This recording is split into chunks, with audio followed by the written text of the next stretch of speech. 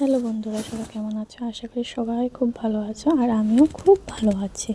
আজকে আমি একটা মাছের রেসিপি নিয়ে তোমাদের সামনে আসলাম। এটা আমি কালকে রান্না করেছিলাম, এডিটিং করতে দেরি হলো তাই আজকে ছাড়লাম। এখানে দেখো আমি মাছ ভেজে রেখে দিয়েছি। এখানে তেল দিয়ে দিয়েছি কড়াইতে, তেলটা গরম হয়ে গেছে, এখন পেঁয়াজ কুচি দিয়ে দিলাম। আর এটা মাছের ঝাল করব, দেখো আমি কিভাবে করি, সঙ্গে থাকো, কেউ স্কিপ করে যাবে না। আর পেঁয়াজটা দেওয়ার পরে পেঁয়াজটাকে একটু ভালো করে ভেজে নিতে হবে।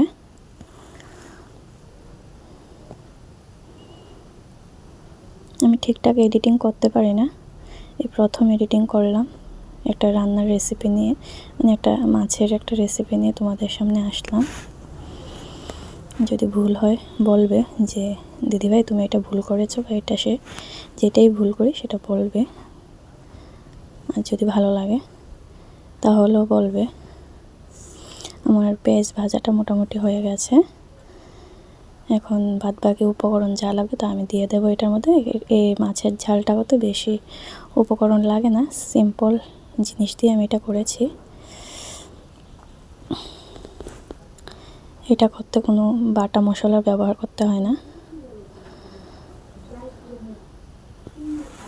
সবাই তো সব রকমভাবে মানে করে খায় মাছের ঝাল, আমি এভাবেই মাছের ঝালটা করতে ভালোবাসি, তাই ভাবলাম যে তোমাদের সাথে শেয়ার করি। এবার এর মধ্যে দিয়ে দিলাম টমেটো কুচি। আর আমার মাছের ঝালে টমেটো কুচি দিলে ভালোই লাগে, তার জন্য আমি দিই।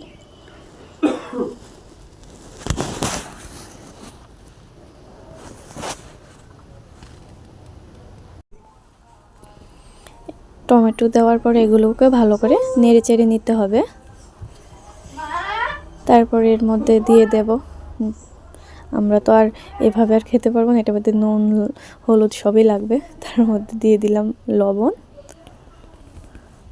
যে যেমন লবণ খায় তেমনি দিতে হবে, তোমাদের যেভাবে পছন্দ হয়। এটাও লবণ দিয়ে তারপর এটাকেও ভালো করে আর একটু ভাজা ভাজা করে নেব। তার মধ্যে দিয়ে দেব এবার হলুদের গুঁড়ো,